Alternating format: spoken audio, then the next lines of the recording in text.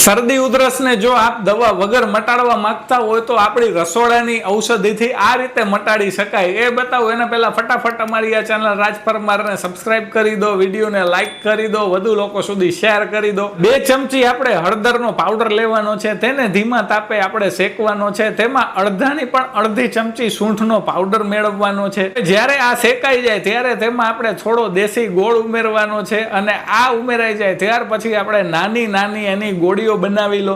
દિવસ દરમિયાન 2 ગોળી સવારે અને 2 ગોળી સાંજે ઓછામાં ઓછી આટલી તો લેવી જ। જો વધુ હોય તો 3 ટાઈમ લેવી।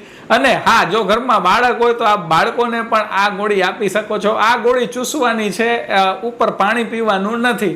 આ રીતના આપ કરશો તો ચોક્કસપણે સારું પરિણામ મળશે।